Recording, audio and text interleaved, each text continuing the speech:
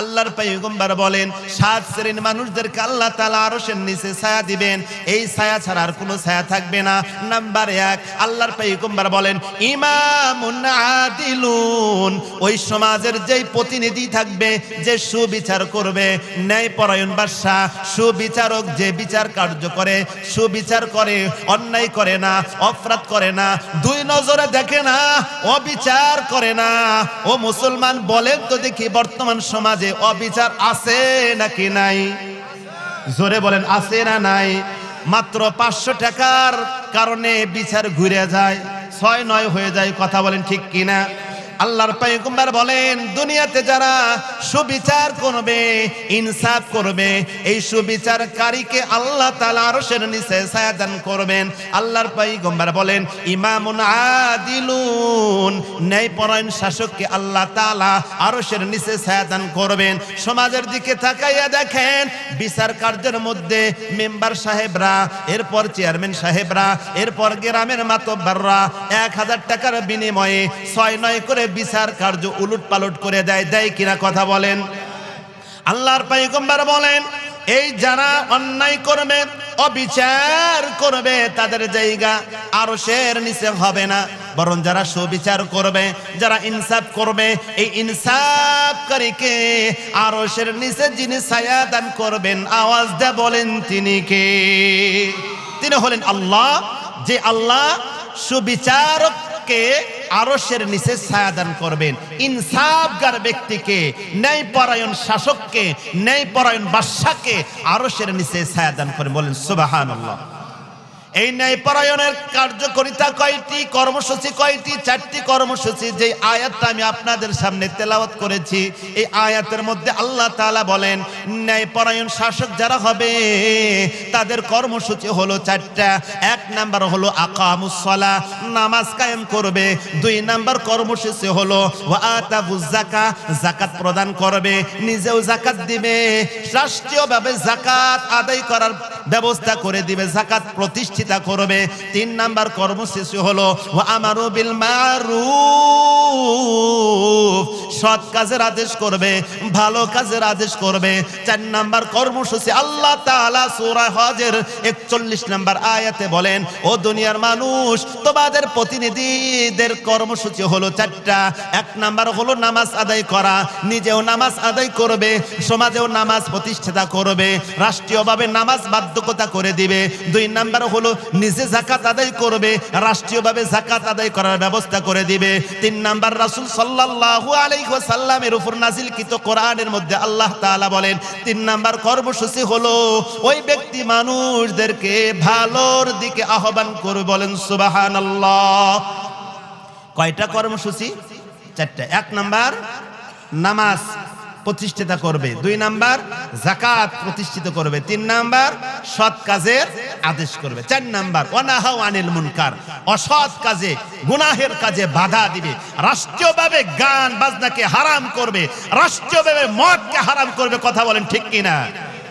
মুসলমান ভাইরা রে আমার, এই ন্যায়পরায়ণ শাসকের কর্মসূচি হলো 4টা। এই ন্যায়পরায়ণ শাসককে আল্লাহ তাআলা আরশের নিচে ছায়া দান করবেন। যারা ন্যায় বিচার করবে, ইনসাফগার হবে, আল্লাহ তাআলা দুনিয়াতে নগদ 2টা পুরস্কার দান করবেন। বলেন কয়টি পুরস্কার? নগদ 2টি পুরস্কার আল্লাহ তাআলা তাদেরকে দান করবেন। ন্যায় বিচারকদেরকে আল্লাহ তাআলা নগদ 2টি পুরস্কার দান করবেন। 1 নাম্বার পুরস্কার হলো যারা ন্যায় বিচার করে, যারা ইনসাফ করে, যারা ন্যায় বিচারক, ওই ন্যায় বিচারককে আল্লাহ তাআলা ভালোবাসেন। বলেন সুবহানাল্লাহ। কোরআনের মধ্যে আল্লাহ তাআলা বলেন, সূরাতুল হুজুরাতের মধ্যে আল্লাহ তাআলা বলেন ওয়া আকসিতু ইন্নাল্লাহা ইউহিব্বুল মুকসিতিন।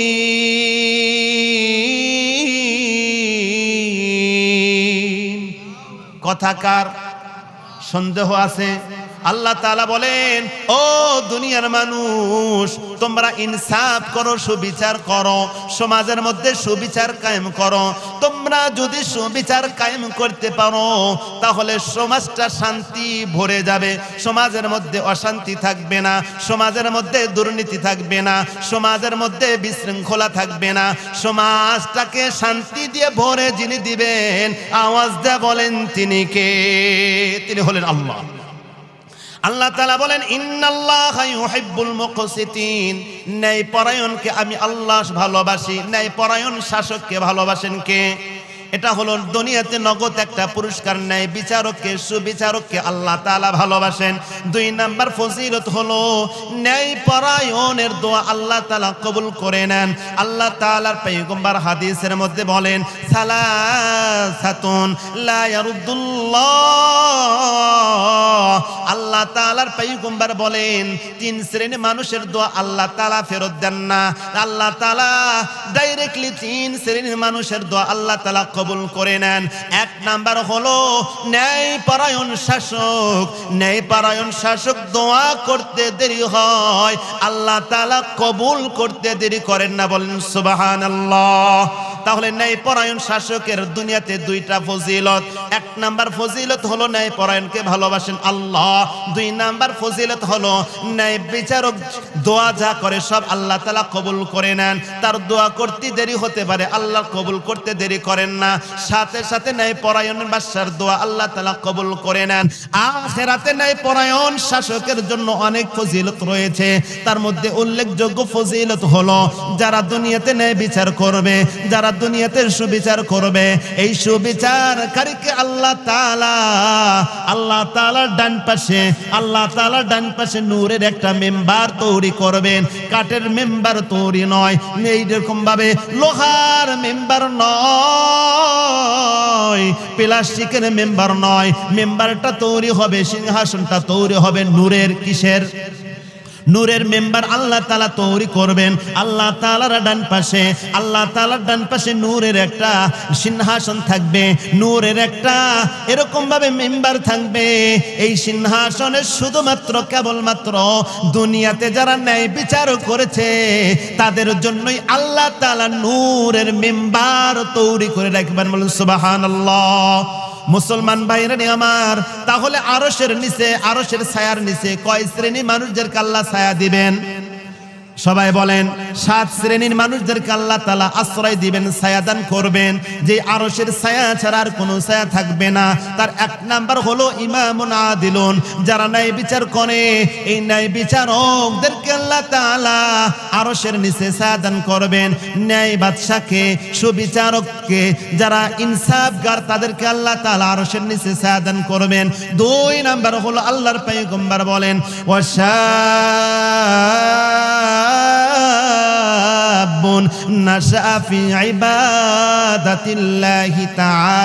আল্লাহর পয়গম্বর বলেন, ওই যুবক, যেই যুবক তার যৌবন কালটা ইবাদতের মাধ্যমে কাটিয়েছে, ইবাদতকারী যুবককে আল্লাহ তাআলা আরশের নিচে ছায়া দান করবেন।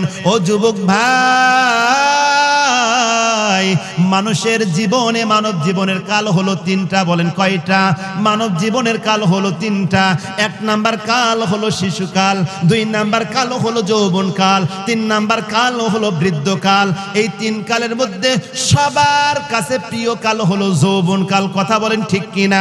আল্লাহর পয়গম্বর বলেন, এই যৌবনকালকে সবাই ভালোবাসে, আর যৌবনকালে যে ইবাদত করবে ওই ইবাদতকারী যুবককে আল্লাহ তাআলা আরশের নিচে ছায়া দান করবেন। বলেন সুবহানাল্লাহ।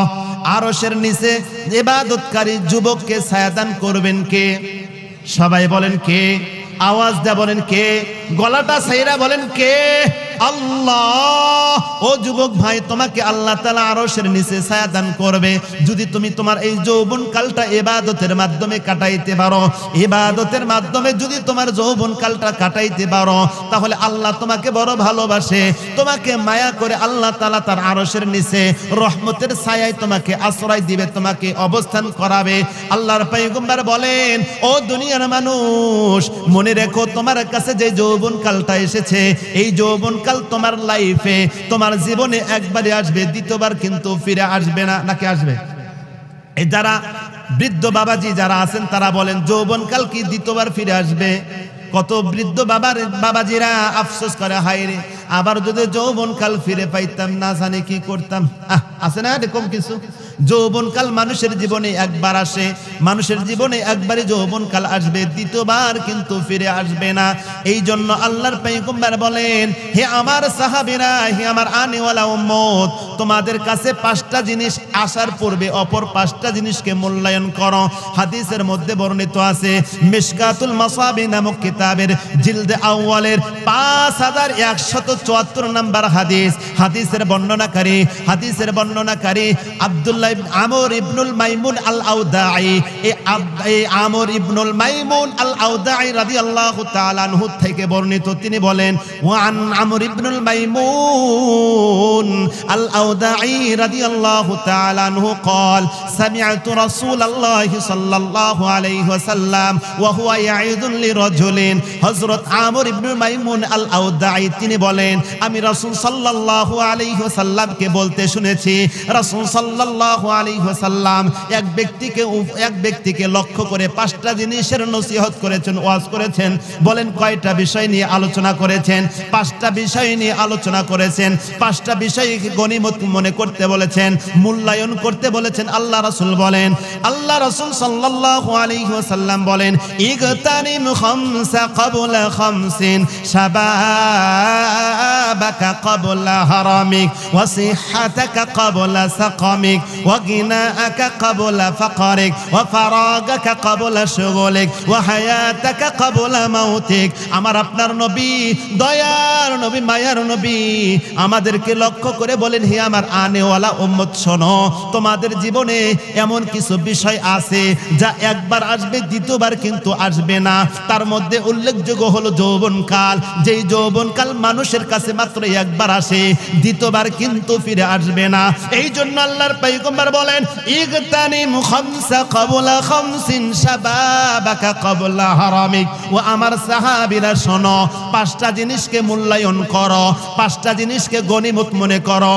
ও বন্ধু বলেন তো দেখি, এই গনিমত মনে করাটা, মূল্যায়ন করার কারণে আমাদের উপকার হবে নাকি অপকার হবে? উপকার হবে। আল্লাহর পয়গম্বর হাদিসের মধ্যে বলেন, ইগতানিম খামসা ক্বাবলা খামসিন শাবাবাকা ক্বাবলা হারামিক। 1 নাম্বার হলো তোমার যৌবনকালকে তুমি গনিমত মনে করো। কারণ হলো এই যে যৌবনকাল তোমার কাছে আছে, যদি চলে যায় আর কিন্তু তুমি ফিরে পাবে না। এই জন্য আল্লাহর পয়গম্বর 1 নাম্বার বলেন, শাবাবাকা ক্বাবলা হারামিক, বৃদ্ধ হওয়ার পূর্বে তুমি তোমার এই যৌবনকালকে গনিমত মনে করো।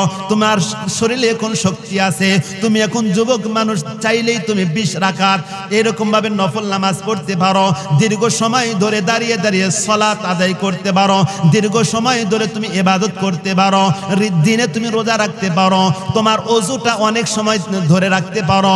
কিন্তু যখন বৃদ্ধ হয়ে যাবা, চাইলেই তুমি তোমার ওযুটা ধরে রাখতে পারবে না, চাইলেই তুমি দীর্ঘ সময় দাঁড়িয়ে থাকতে পারবে না, চাইলেই তুমি ইবাদত করতে পারবে না। ওযু করতে করতে ওযু শেষ হয়ে যাবে। অনেক বাবাজিরা আছে ওযু ধরে রাখতে পারে না, এমন বাবাজি আছে নাকি নাই? আছে, অনেক বৃদ্ধ বাবাজিরা আছে যারা ওযু ধরে রাখতে পারে না। আল্লাহর পয়গম্বর বলেন, ও যুবক, শাবাবাকা ক্বাবলা হারামিক, তোমার যৌবনকালকে তুমি গনিমত মনে করো। বৃদ্ধ হওয়ার পূর্বে এই সময়টাকে তুমি মূল্যায়ন করো, কদর করো, মূল্য দাও। যদি তুমি মূল্য দিতে পারো, আল্লাহর পয়গম্বর সাল্লাল্লাহু আলাইহি ওয়াসাল্লাম বলেন, এই যৌবন বয়সে যদি তুমি ইবাদত করতে পারো, তোমাকে যিনি আরশের নিচে ছায়া দান করবেন, আওয়াজ দেব বলেন তিনি কে? তিনি হলেন আল্লাহ। তাহলে 1 নাম্বার হলো যৌবনকালকে বৃদ্ধ হওয়ার পূর্বে যৌবনকালকে গনিমত মনে করতে বলেছেন। 2 নাম্বার রাসূল সাল্লাল্লাহু আলাইহি ওয়াসাল্লাম বলেন, সিহহাতাকা ক্বাবলা সাকামিক, তুমি এখন সুস্থ, অসুস্থ হওয়ার পূর্বে তোমার সুস্থতার সময়টাকে তুমি গনিমত মনে করো। তুমি সুস্থ আছো বলেই তুমি বাজারে যেতে পারো, সুস্থ আছো বলেই তুমি বিভিন্ন অনুষ্ঠানে যাইতে পারো, সুস্থ আছো বলেই তুমি মসজিদে যাইতে পারো, সুস্থ আছো বলেই তুমি তোমার অনেক কাজগুলো করতে পারো। অসুস্থ হয়ে গেলে মন চাইলেও কিন্তু কাজ করা যায় না, মন চাইলেও কিন্তু বাজারে যাওয়া যায় না।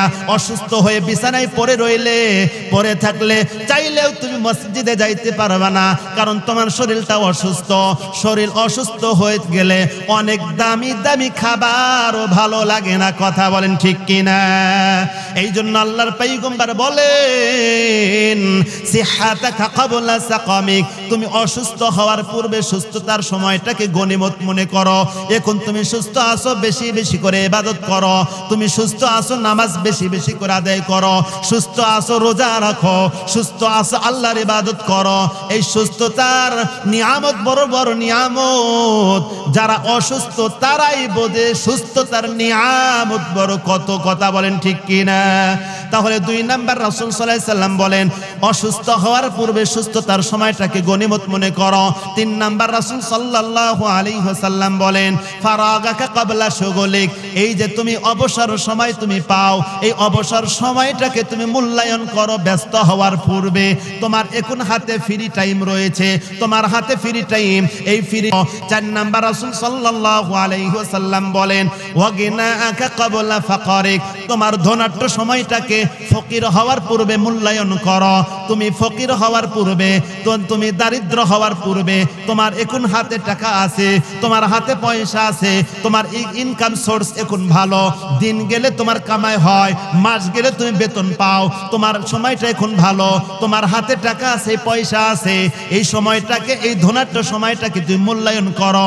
অন্তত প্রত্যেক দিন হলে কিছু না কিছু তুমি দান করো, কারণ তোমার এখন কামাই কাজে ভালো, তোমার ইনকাম সোর্স ভালো, তোমার হাতে টাকা আছে, তোমার হাতে পয়সা আছে।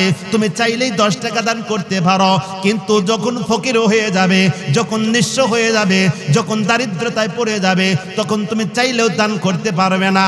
ও বন্ধু, সমাজের অনেক মানুষ আছে, একটা সময় অনেক ধনী ছিল, এক পর্যায়ে অনেক নিঃস্ব হয়ে গেছে, আছে না নাই বলেন? আবার একটা সময় অনেক ফকির ছিল, আবার সে ধনী হয়ে গেছে। এরকম কিন্তু হয় কিনা বলেন? ধনী ছিল গরিব হয়ে গেছে, গরিব ছিল ধনী হয়ে গেছে, এরকম হয় কিনা বলেন? আল্লাহর পয়গম্বর রাসূল সাল্লাল্লাহু আলাইহি ওয়াসাল্লাম তিনি বলেন, ওয়াগনাকা ক্বাবলা ফাকারিক, তোমার ধনাঢ্য সময়টাকে ফকির হওয়ার পূর্বে মূল্যায়ন করো।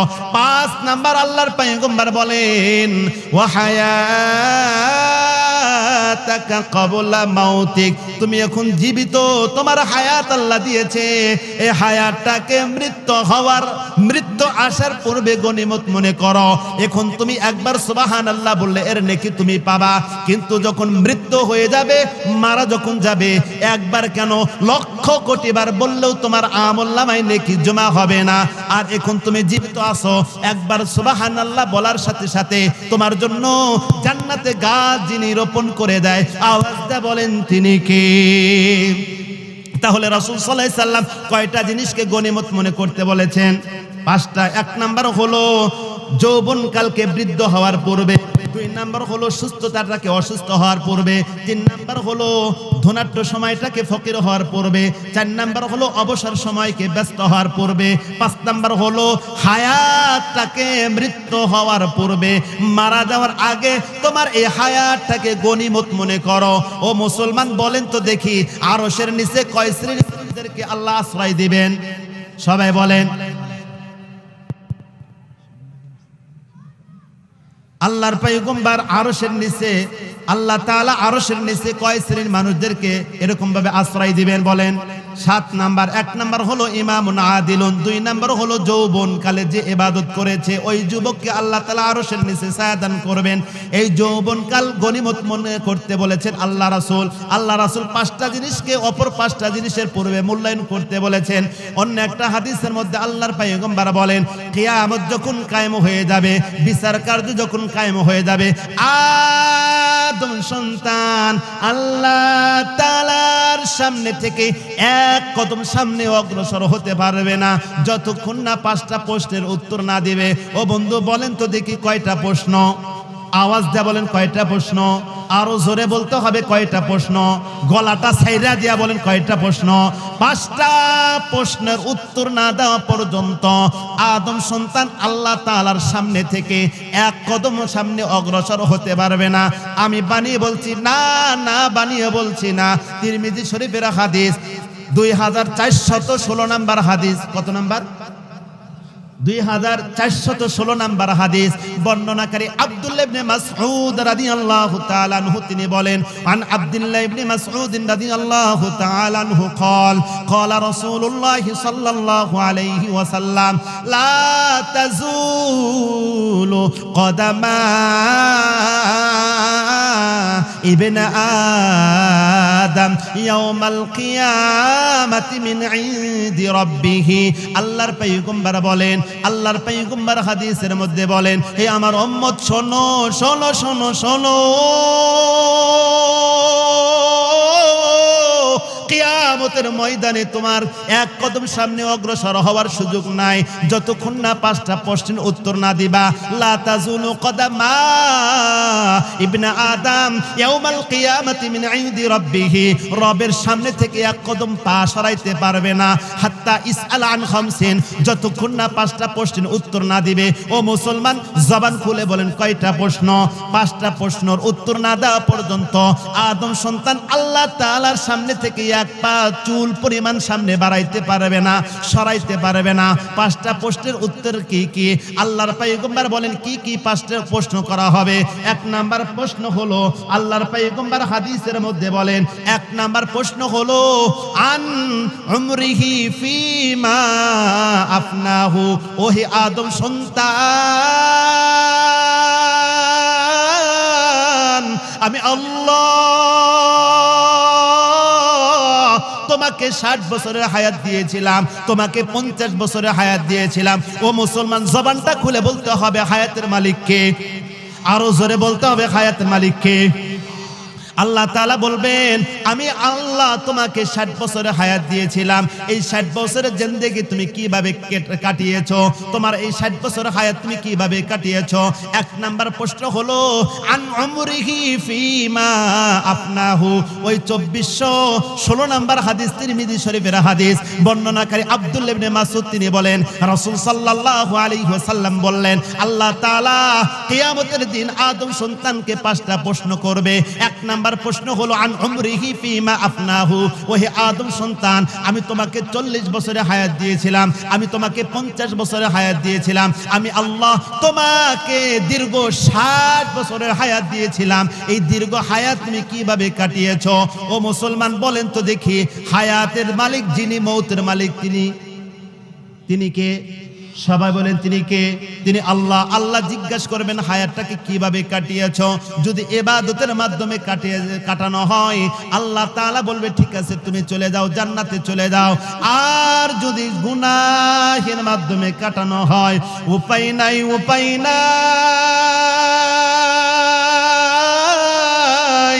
উপায় থাকবে না, আল্লাহ তাআলার সামনে ধরা পড়ে যেতে হবে। এটা কোনো দুনিয়া নয় যে 6 নাই করে পার পাওয়া যাবে। দুনিয়ার বিচার 6 নাই পার পাওয়া যায়, কথা বলেন ঠিক কিনা? মামা খালুকে ফোন দিলে পার পাওয়া যায়, 1-এর জায়গায় 2 লাগাইয়া দিলে পার পাওয়া যায়, কথা বলেন ঠিক কিনা? যতই অপরাধী হয়, নিজের দলের যদি হয়, ফোন দিলে মামা আমি অমুক অমুক দলের লোক, ঠিক আছে খালাস, এরকমও হয় কিনা বলেন? টাকা দিলে আবার খালাস হয়ে যায়। কিন্তু কিয়ামতের ময়দানে এমন হবে না। আল্লাহ তাআলার সামনে প্রশ্নের উত্তর দিতে হবে। 1 নাম্বার প্রশ্ন করবে কি বিষয়ে? জীবনের হায়াতের ব্যাপারে। আন উমরিহি ফিমা আফনাহু, তুমি তোমার যৌবন, তুমি তোমার এই জীবনটাকে কিভাবে কাটিয়েছো? 2 নাম্বার প্রশ্ন করা হবে ওয়ান শাবাবিহি ফিমা আবলাহু। আল্লাহর পয়গম্বর বলেন 2 নাম্বার প্রশ্ন করা হবে ওয়ান শাবাবিহি ফিমা আবলাহু, ওহে আদম সন্তান, আমি আল্লাহ তোমাকে যৌবন দিয়েছিলাম, যৌবনে তুমি অনেক আমোদ ফুর্তি করেছো, এই যৌবন কালটা কোন কাজে ব্যয় করেছো? ও মুসলমান, বুঝে থাকলে বলেন তো দেখি, যৌবন কালে যারা ইবাদত করে তারা কার নিচে ছায়া পাবে? জোরে বলেন। আরশের নিচে ছায়া পাবে। কিয়ামতের দিন কিন্তু 5টা প্রশ্ন করা হবে। তার 2 নাম্বার প্রশ্ন হলো ওয়ান শাবাবিহি ফিমা আবলাহু, ওহে আদম সন্তান, আমি আল্লাহ তোমাকে যৌবনকাল দিয়েছিলাম, এই যৌবনকালটা কিভাবে খরচ করেছো, কিভাবে কাটিয়েছো, এর হিসাব দিয়ে যাও। ও মুসলমান, বুকে হাত দিয়ে বলেন তো দেখি, আমাকে আপনাকে যদি আল্লাহ প্রশ্ন করে আমরা হিসাব দিতে পারবো? জোরে বলেন, পারবো? যে হিসাব দিতে পারবো না। এই জন্য এখনো সময় আছে, আল্লাহর কাছে তওবা করতে হবে। আল্লাহ, আমাদের দ্বারা বহু গুনাহ হয়ে গেছে, মালিক তুমি ক্ষমা করে দাও। তওবার দরজা আল্লাহ তাআলা প্রতিটি মানুষের জন্য মৃত্যু পর্যন্ত ওপেন করে রেখেছে। আমার আপনার জন্য তওবার দরজাটা মৃত্যুর আগ পর্যন্ত যিনি খুলে রেখেছেন তিনি কে? আল্লাহ তাআলা কাছে তওবা করতে হবে, আল্লাহ তাআলা তওবা কবুল করে নেবেন। ও মুসলমান, তাহলে বলেন তো দেখি, কিয়ামতের ময়দানে আল্লাহ তাআলা কয়টা প্রশ্ন করবেন? সবাই বলেন, জোরে বলেন, আওয়াজ দিয়া। এক নাম্বার, জীবন সম্পর্কে, ওয়ান উমরিহি ফিমা আফনাহু, তোমার জীবন কিভাবে কাটিয়েছো। দুই নাম্বার, ওয়ান শাবাবিহি ফিমা আবলাহু, তোমার যৌবনকাল কিভাবে কাটিয়েছো। তিন নাম্বার, রাসূল সাল্লাল্লাহু আলাইহি ওয়াসাল্লাম বলেন, ওয়ান মালিহি মিন আইনা ইকতাসাবাহু ওয়া ফিমা আনফাকাহু। তিন নাম্বার প্রশ্ন করা হবে, ও আদম সন্তান, তুমি মাল টাকা পয়সা কিভাবে উপার্জন করেছো, মাল সম্পর্কে জিজ্ঞাসা করা হবে। অন্যের জায়গা তুমি দখল করে নিয়েছো কিনা, আলটা ঠেইলা ঠেইলা তোমার জমিনটা বড় করছো কিনা। ও বন্ধু, সমাজের কিছু মানুষ আছে যারা আল ঠেইলা ঠেইলা জমি বড় করে, আছে না নাই? জোরে বলেন, আছে না নাই? আল্লাহ তাআলা জিজ্ঞাসা করবে, তুমি এই মাল কিভাবে উপার্জন করেছো, তোমার মালটা কিভাবে উপার্জন করেছো, তোমার ভাইকে ঠকাইয়া মালটা উপার্জন করেছো কিনা, বোনকে জমি না দিয়া ঠকাইয়া তোমার মাল বৃদ্ধি করেছো কিনা, এরকম সুদ ঘুষ নিয়ে তোমার মাল উপার্জন করেছে কিনা। মাল সম্পর্কে বনি আদম সন্তানকে যিনি জিজ্ঞাসা করবেন, আওয়াজ দেয়া বলেন তিনি কে? এই মাল সম্পর্কে জিজ্ঞাসা করা হবে, কিভাবে মালটা উপার্জন করেছো। মিন আইনা ইকতাসাবাহু, কিভাবে মালটা উপার্জন করেছো। চাকরি করতে বেতন তোমার 20,000, তুমি 30,000 অতিরিক্ত 30,000 কিভাবে পাও। মাসে মাসে 50,000 টাকা বা বাড়িতে বাসাতে কিভাবে পাঠাও। বলে হুজুর আউট কামাই আছে। কি কয়?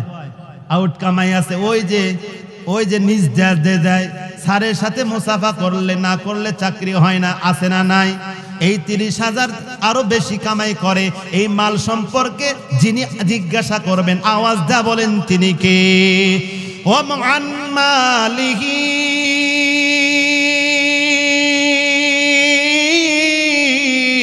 মাল সম্পর্কে জিজ্ঞাসা করা হবে। মিন আইনা ইকতাসাবাহু, কিভাবে উপার্জন করেছো।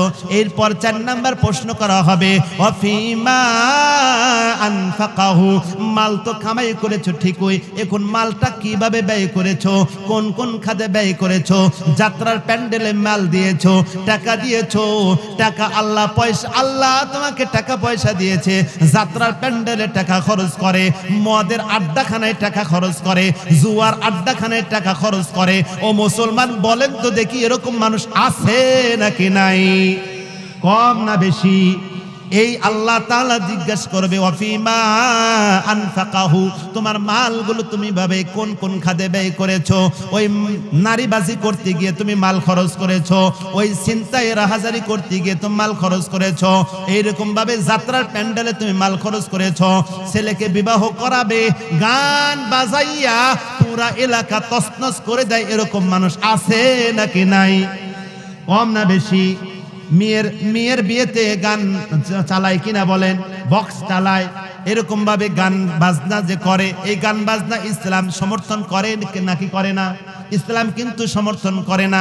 এই কাজে গুনাহের কাজে টাকা পয়সা ব্যয় করলে আল্লাহ তাআলা জিজ্ঞাসা করবে, ওয়াফিমা আনফাকাহু, তোমার এই মালগুলো, এই টাকা পয়সাগুলো কিভাবে খরচ করেছো, কোন কোন খাতে খরচ করেছো, এর হিসাব নেবেন কে? সবাই বলেন কে? আল্লাহ তাআলা হিসাব নেবেন। 5 নাম্বার প্রশ্ন আদম সন্তানকে আল্লাহ তাআলা করবেন, ওয়া আমিলা ওয়া মাযা আমিলা ফিমা আলিমা, ওই আদম সন্তান কতটুকু জেনেছো আর সেই অনুপাতে কতটুকু মেনেছো। তুমি জানো নামাজ পড়া ফরজ, তুমি জানো যাকাত দেওয়া ফরজ, তুমি জানো রমজানের রোজা রাখা ফরজ, তুমি জানো মিথ্যা বলা যাবে না, তুমি জানো সুদ খাওয়া যাবে না, তুমি জানো ছলছাতুরি করা যাবে না, তুমি জানো বোনকে ঠকানো যাবে না, বোনের জমি মাইরা খাওয়া যাবে না, বোনকে ঠকানো যাবে না। তুমি এগুলো জানা সত্ত্বেও মেনেছো কিনা? আল্লাহ তাআলা জিজ্ঞাসা করবেন ওয়ামাযা আমিলা ফিমা আলিমা, কতটুকু জেনেছো আর সে অনুপাতে কতটুকু মেনেছো। ও মুসলমান বলেন তো দেখি, নামাজ যে ফরজ এটা কে না জানে? সবাই জানে কিনা বলেন? সবাই জানে না। এখন যদি বলে হুজুর নামাজ ফরজ হয়েছে আমি জানি না, আমি জানি না নামাজ ফরজ হয়েছে, আল্লাহ বলবে বান্দারে না না, এই ওজর দিলে ওজরটা গ্রহণযোগ্য হবে না, কারণ ইলম অর্জন করাটাও আমি আল্লাহ তোমার উপর ফরজ করে দিয়েছিলাম, ইলম অর্জন করাটা তোমার জন্য জরুরি ছিল। আর সমস্ত মানুষই জানতো নামাজ ফরজ, কেউ এরকম নাই যে নামাজ ফরজ হয় এটা জানে না, এরকম মানুষ কিন্তু নাই, সবাই কিন্তু জানে নামাজ ফরজ। কথা বলেন ঠিক কিনা? নামাজ ফরজ জানা সত্ত্বেও ফজরে মুসল্লি নাই। কথা বলেন ঠিক কিনা? ওই যে ফজরে মাত্র 4 জন মুসল্লি এই এলাকাতে মনে হয় না, নরসিংদীতে মনে হয় না, হয় ফজরের লোক নাই, মাত্র ইমাম মুয়াজ্জিন আর ওই বুড়া খুন করে 2 জন চাচা এসে জমা হয়েছে, আর এলাকাতে মনে হয় একটা মানুষও নাই। কথা বলেন কি ঠিক কিনা? অথচ আল্লাহ তাআলা জিজ্ঞাসা করবে ওহে বান্দা ইলম কতটুকু শিখেছো আর সেই অনুপাতে কতটুকু আমল করেছো। আমি আল্লাহ তোমার উপর নামাজ ফরজ করে দিয়েছিলাম, তুমি জানতা কিন্তু মানতে না, আজকে তোমাকে ধরা হবে। তোমার উপর যাকাত ফরজ করা হয়েছিল, আমি আল্লাহ তোমাকে টাকা পয়সা দিয়েছিলাম, যাকাত তোমার উপর ফরজ হয়েছিল, তুমি জানতা যাকাত দেওয়া ফরজ, মানো নাই। এই মালগুলো আজকে তোমার উপকারে আসবে না, বরং এই মালগুলো আমি আল্লাহ তোমাকে শাস্তি দেওয়ার জন্য সাপ বানাবো। বলেন কি বানাবে? সাপ বানানোর পরে এই মালগুলো, যে মালের যাকাত দেওয়া হয় না, ও বন্ধু আমি বানিয়ে কোনো কথা বলি না, এমনও মানুষ আছে সমাজে যারা ঠিক মতো যাকাত দেয় না। কথা বলেন ঠিক কিনা? অনেক মানুষ আছে যাকাত ফরজ কিন্তু যাকাত দেয় না, অথচ সে জানে যাকাত দেওয়া ফরজ। আল্লাহ তাআলা যারা যাকাত দিবে না, যাকাতের মাল যারা নিজেরাই ভক্ষণ করবে, আহার করবে, ভোগ করবে, এই যাকাতের মালগুলো আল্লাহ তাআলা কিয়ামতের দিন সাপ বানিয়ে ওই ব্যক্তির গলাতে পেঁচিয়ে দেওয়া হবে। এই সাপগুলো তাকে কামড়াইতে থাকবে আর বলতে থাকবে আনা মালুকা আনা কানজুকা আনা কানজুকা আনা মালুকা। ওহি আদম সন্তান, আমি মাল তোমার কাছে দুনিয়াতে গিয়েছিলাম, আল্লাহ আমাকে তোমার হাতে দিয়েছিল, তুমি যাকাত দাও নাই, আমাকে সঞ্চয় করে রেখেছিলে, আমাকে জমা করে রেখেছিলে, আমাকে ব্যাংকে জমা করে রেখেছিলে, যাকাত দাও নাই, যাকাত দাও নাই, দাও নাই, যাকাত দাও নাই। আজকে এই মাল, আমি মাল আল্লাহ আমাকে সাপ বানিয়ে তোমাকে কামড় দেওয়ার জন্য আমাকে নিযুক্ত করেছে। এমন একটা সবল দিবে, এক সবলে এক কামড়ে ওই মানুষটি 70 গজ মাটির নিচে চলে যাবে। আবার তাকে আগুনের আংটা দিয়ে উঠানো হবে, লোহার আংটা আগুনের দিয়ে উঠানো হবে, আবার সবল মারবে। এই মাল সম্পর্কে কিয়ামতের দিন যিনি জিজ্ঞাসা করবেন, আওয়াজ দিয়ে বলেন তিনি কে? তাহলে কিয়ামতের ময়দানে কয়টা জিনিস সম্পর্কে জিজ্ঞাসা করা হবে? 5টা জিনিস সম্পর্কে জিজ্ঞাসা করা হবে। 1 নাম্বার হলো আন উমরিহি, তোমার জীবন কিভাবে কাটিয়েছো, 60 বছর হায়াত কিভাবে কাটিয়েছো। 2 নাম্বার ওয়ান শাবাবিহি, তোমার যৌবনকাল কিভাবে কাটিয়েছো। 3 নাম্বার ওয়ান মালিহি, তোমার মাল মিন আইনা ইকতাসাবাহু, কিভাবে উপার্জন করেছো, কোন কোন খাত থেকে উপার্জন করেছো। 4 নাম্বার ওয়াফিমা আনফাকাহু, কোন কোন খাতে তোমার মাল ব্যয় করেছো। 5 নাম্বার আল্লাহর পয়গম্বর বলেন আল্লাহ তাআলা এই আদম সন্তানকে জিজ্ঞাসা করবে ওয়া মাযা আমিলা ফিমা আলিমা, কতটুকু জেনেছো আর কতটুকু মেনেছো। মিথ্যা কথা বলা হারাম, মিথ্যা কথা বলা গুনাহ, মানুষ জানে কি জানে না? এরপরেও বলে, মিথ্যা কথা বলে কি বলে না? যদি বলা হয় ভাই কই আছেন, ভাই আমি তো এখন নরসিংদী শহরে আছি, অথচ খবর নিয়ে দেখা যাবে মাধবদী আছে, অথবা দেখা যাবে সেই 5 জনাতে আছে। বলেন তো দেখি, মোবাইলের মাধ্যমে মানুষ মিথ্যা কথা বলে কি বলে না? অথচ মিথ্যা কথা বলা গুনাহ সবাই জানে। আল্লাহ এটাই জিজ্ঞাসা করবে, বান্দারে কতটুকু জেনেছো আর সেই অনুপাতে কতটুকু মেনেছো। মিথ্যা বলা কবিরা গুনাহ। জামাই বউয়ের কাছে মিথ্যা কথা বলে, বউ জামাইয়ের কাছে মিথ্যা কথা বলে, ছেলে বাবার কাছে মিথ্যা কথা বলে, বাবা ছেলের কাছে মিথ্যা কথা বলে, মেয়ে মার কাছে মিথ্যা কথা বলে, মা মেয়ের কাছে মিথ্যা কথা বলে। কথা বলেন ঠিক কিনা?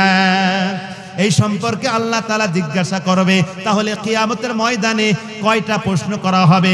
5টা প্রশ্ন। তার 2 নাম্বার প্রশ্ন হলো ওয়ান শাবাবিহি ফিমা আবলাহু, তুমি তোমার যৌবনকাল কোন কাজে খাটিয়েছো, তোমার যৌবনকাল কিভাবে ব্যয় করেছো।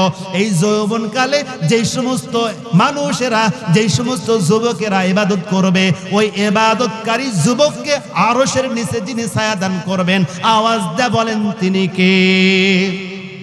তাহলে আরশের নিচে আল্লাহ তাআলা 7 শ্রেণীর মানুষদেরকে আশ্রয় দিবেন। 1 নাম্বার হলো ইমামুন আদিলুন, ন্যায়পরায়ণ শাসক। 2 নাম্বার হলো ইবাদতকারী যুবক, যেই যুবক তার যৌবনকালে ইবাদত করেছে। 3 নাম্বার হলো ওয়ারাজুলুন কলবুহু মুআল্লাকুন বিল মসজিদ, এমন ব্যক্তি যেই ব্যক্তির অন্তরটা মসজিদের সাথে লেগে থাকে। বুখারী শরীফের হাদিস 660 নাম্বার হাদিস। বর্ণনাকারী আবু হুরায়রা তিনি বলেন, আল্লাহ রাসূল সাল্লাল্লাহু আলাইহি ওয়াসাল্লাম বলেন, 3 নাম্বার ওই ব্যক্তি যেই ব্যক্তিকে আল্লাহ তাআলা আরশের নিচে ছায়া দান করবেন, ওই ব্যক্তির কোয়ালিফিকেশন কি, ওই ব্যক্তির গুণাবলী কি, ওই ব্যক্তির সিফাত কি। আল্লাহর পয়গম্বর বলেন ওয়ারাজুলুন কলবুহু মুআল্লাকুন বিল মসজিদ ইযা খারাজা মিনহু হাত্তা ইয়াউদা ইলাইহি, ওই ব্যক্তির কোয়ালিফিকেশন হলো তার অন্তরটা মসজিদের সাথে লেগে থাকে। যখন মসজিদে যায় তার অন্তরটা শীতল হয়ে যায়, মসজিদে সময় কাটানোর তার কাছে অনেক ভালো লাগে। আজান দিলে তাড়াতাড়ি মসজিদে চলে যায়। নামাজ শেষ হয়ে গেলে, দরজা জানালা বন্ধ হয়ে গেলে সে যখন মসজিদ থেকে বের হয়, তার শরীরটা মসজিদের বাহিরে থাকে ঠিকই, কিন্তু তার অন্তরটা মসজিদের সাথে লেগে থাকে। অর্থাৎ সময় পাইলেই মসজিদে চলে যায়, মসজিদে সময় কাটানোর তার কাছে ভালো লাগে, তার অন্তরটা মসজিদের সাথে সম্পৃক্ত থাকে। যার অন্তরটা মসজিদের সাথে সম্পৃক্ত থাকবে, ওই ব্যক্তিকে আরশের নিচে যিনি ছায়া দান করবেন, গলার আওয়াজটা লম্বা করে বলেন তিনি কে? 4 নাম্বার হলো আল্লাহর পয়গম্বর বলেন, 4 নাম্বার যেই ব্যক্তিকে আল্লাহ তাআলা আরশের নিচে ছায়া দান করবেন, এমন 2 জন ব্যক্তি আল্লাহর পয়গম্বর হাদিসের মধ্যে বলেন ওয়ারাজুলানি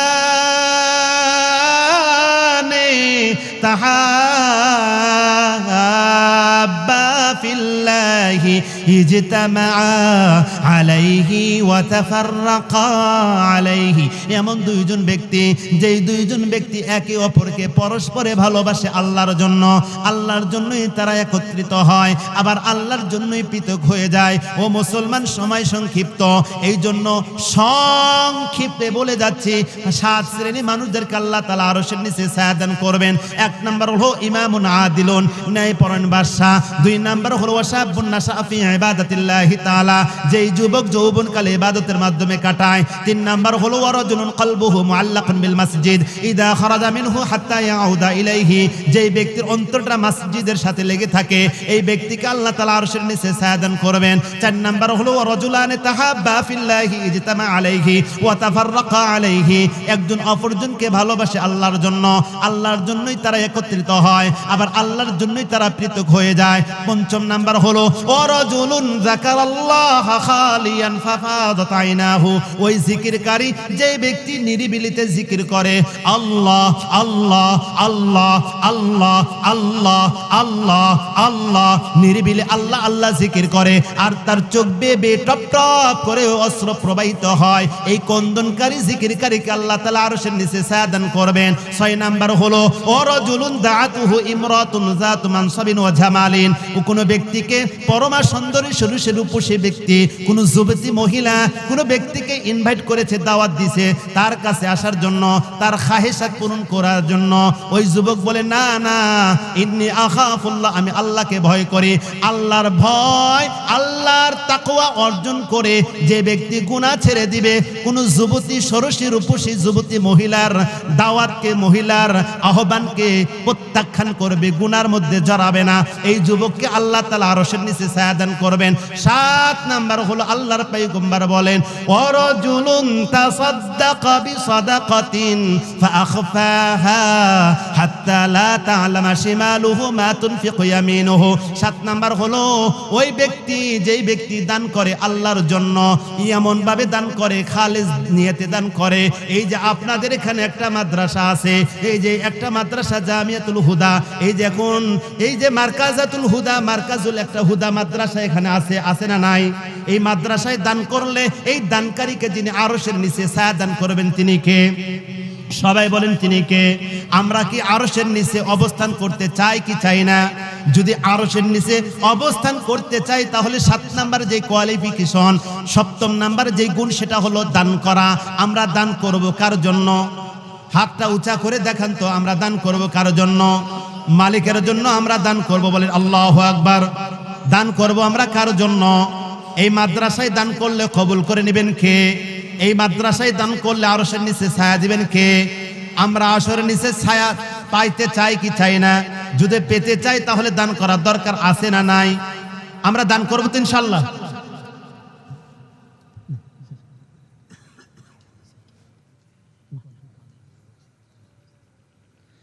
সাত নাম্বার গুণ কি? সবাই বলেন, দান করা। এখনই মনে হয় আপনারা একটু কষ্ট পাইছেন।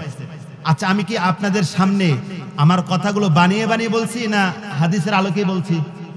হাদিসের আলোকেই কিন্তু কথাগুলো বলছি। প্রথমে কোরআনের একটা আয়াত আপনারাও দেখে নেবেন, সূরাতুল হজের 41 নাম্বার আয়াত তেলাওয়াত করেছি। এরপর বুখারী শরীফের 660 নম্বর হাদিস পাঠ করেছি। এরপর মিশকাতুল মাসাবি নামক কিতাবের জিলদ আউয়ালের 5174 নম্বর হাদিস আমি আপনাদের কাছে বলেছি। এরপর তিরমিজি শরীফের 2416 নম্বর হাদিস বলেছি। এই যে এই আলোচনাগুলো আমি আমার ব্যক্তির জন্য, আমি আমার পকেট থেকে, আমি আমার ব্যক্তিগতভাবে বলছি না হাদিসের আলোকে বলছি। এখন 7 নাম্বার যে গুণটা, সেই গুণটা কি? দান করা। কিতাবের মধ্যে বর্ণিত আছে, আল্লাহর পয়গম্বর বলেন, ইন্নাস সাদকাতা তারুদ্দুল বালা,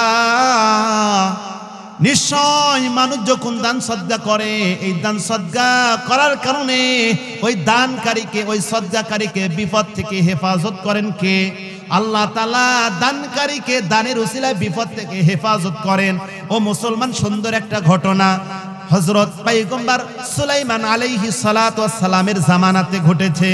এই হাদিসটি মুসনাদে আহমদের মধ্যে ইমাম আহমদ বিন হাম্বল তার কিতাব মুসনাদে আহমদের মধ্যে উল্লেখ করেছেন। পয়গম্বর সুলাইমান আলাইহিস সালাতু ওয়াস সালামের জামানায় একটা যুবক ছিল। এই যুবকের কাজ হলো এই বাঁশঝাড়ে সে তালাশ করত, কোথায় পাখির বাসা আছে। কি আছে? পাখির বাসা কোথায় আছে, পাখির বাসাগুলো সে তালাশ করত। করতে করতে এক পর্যায়ে এসে একটা পাখির বাসা সে খুঁজে পায়। এই পাখির বাসাতে 2টা পাখি। এই 2টা পাখি, একটা পাখি ডিম পারে চলে যায়। 2টা পাখি যখন সকালে চলে যায়, ডিম এই বাসাতে পেরে যখন পাখিগুলো চলে যায়, এই ছেলেটি ওই গাছ বেয়ে বেয়ে উঠে ওই পাখির ডিমগুলো সে পেরে নিয়ে আসে এবং সে খেয়ে ফেলে। আল্লাহ তাআলার পয়গম্বর সুলাইমান, ও মুসলমান, আল্লাহ তাআলাই পুরা পৃথিবীর 4 জন ব্যক্তিকে পুরা পৃথিবীর রাজত্ব দান করেছিলেন। 4 জন ব্যক্তিকে বলেন কয়জন ব্যক্তি? 4 জন ব্যক্তিকে আল্লাহ তাআলা পুরা পৃথিবী রাজত্ব করার ক্ষমতা দিয়েছিলেন। এই 4 জনের মধ্যে মুমিনানে 2 জন হলো মুমিন, কাফিরাইনে 2 জন হলো কাফের। মুমিনানে 2 জন হলো মুমিন, একজন হলো বাদশাহ সুলাইমান, আর একজন হলো জুলকারনাইন। যেই জুলকারনাইনের কথা আল্লাহ তাআলা সূরাতুল কাহাফের মধ্যে 16 নম্বর পারা 1 নম্বর পৃষ্ঠার নিচে বলেছে, ওয়ায়াসআলুনাকা আন যিল কারনাইন। ওগো পয়গম্বর আপনার কাছে তারা জিজ্ঞাসা করবে ওয়ায়াসআলুনাকা, তারা আপনার কাছে সওয়াল করবে, জানতে চায় আনদিল করনাইন, দিল করনাইন সম্পর্কে তারা আপনার কাছে জানতে চায়। এই যুলকরনাইনকে যিনি পুরা পৃথিবীর রাজত্ব দান করেছিলেন, গলার আওয়াজটা ছেড়ে দিয়ে বলেন তিনি কে? এই যুলকারনাইন আল্লাহ তাআলা তাকে পুরা পৃথিবীর রাজত্ব দান করেছিলেন। আরেকজন হলো পয়গম্বর সুলাইমান আলাইহিস সালাতু ওয়াস সালাম। এই পয়গম্বর সালামকে আল্লাহ তাআলা পুরা পৃথিবীর রাজত্ব দান করেছিলেন। দুইজন হলো মুমিন আর দুইজন হলো কাফির, হয় না? দুইজন হলো কাফের। এক নাম্বার হলো নমরুদ, যাকে আল্লাহ তাআলা পুরা পৃথিবীর রাজত্ব দিয়েছিলেন। দুই নাম্বার হলো বখতে নসর, বখতে নসরকেও আল্লাহ তাআলা পুরা পৃথিবী রাজত্ব করার ক্ষমতা দিয়েছিল। এই দুইজন কাফের আর দুইজন মুমিন, দুইজন মুমিনের মধ্যে উল্লেখযোগ্য হলো পয়গম্বর সুলাইমান। এই পয়গম্বর সুলাইমান কেমন সুলাইমান ছিলেন? আল্লাহ তাআলা পাক পাখালির ভাষা বোঝার ক্ষমতা আল্লাহ তাআলা সুলাইমানকে দিয়েছিলেন। পয়গম্বর সুলাইমান মানুষের ভাষা যেমন বুঝতো, পাক পাখালির ভাষাও তেমনই বুঝতো।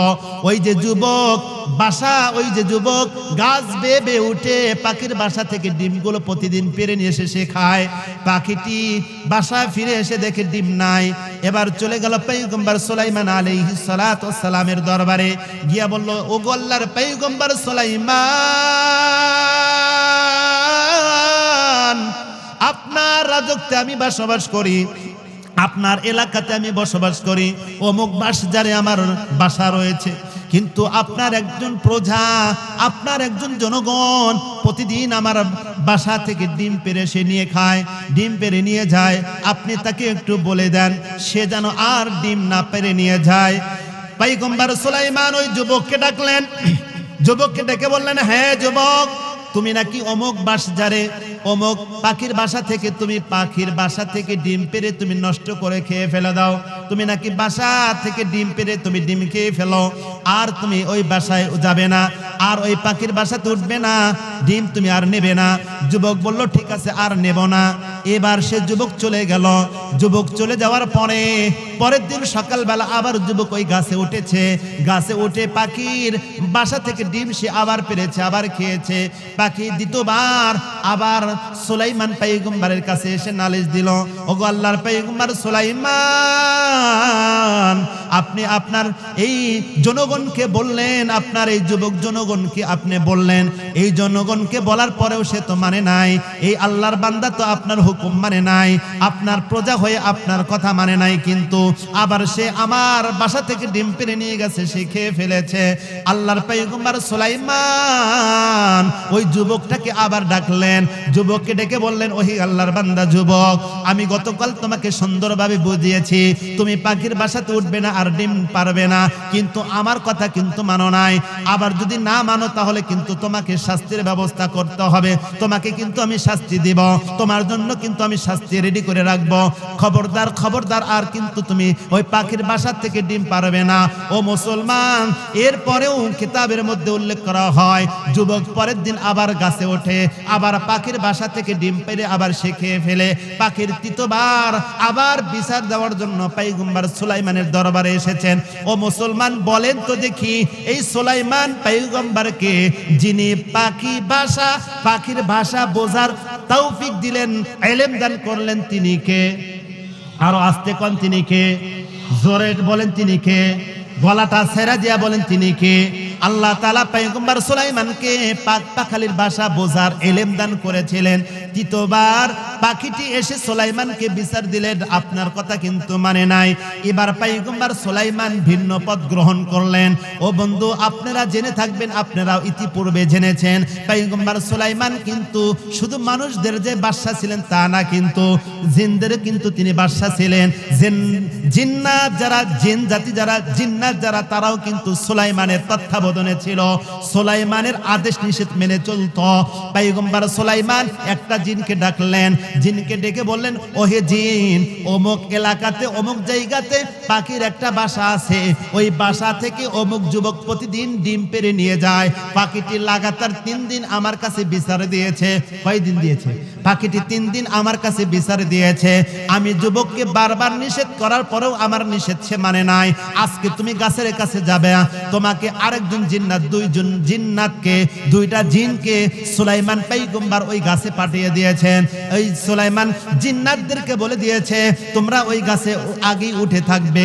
যেই মাত্র যুবকটা গাছে উঠতে চাইবে, তৎক্ষণাৎ তুমি যুবকটাকে এরকম ভাবে লাঠি দিয়ে গাছ থেকে নামিয়ে দিবে, বা গাছ থেকে তোমরা এরকম ভাবে ফিকা মারবে, চাঙ্গা মারবে, ছুঁড়ে মারবে, যাতে করে ওই যুবক আর গাছে না উঠতে পারে। 2টা জিন্নাত বলল, ঠিক আছে, আপনি যা আদেশ করেছেন তা অক্ষরে অক্ষরে আমরা পালন করব।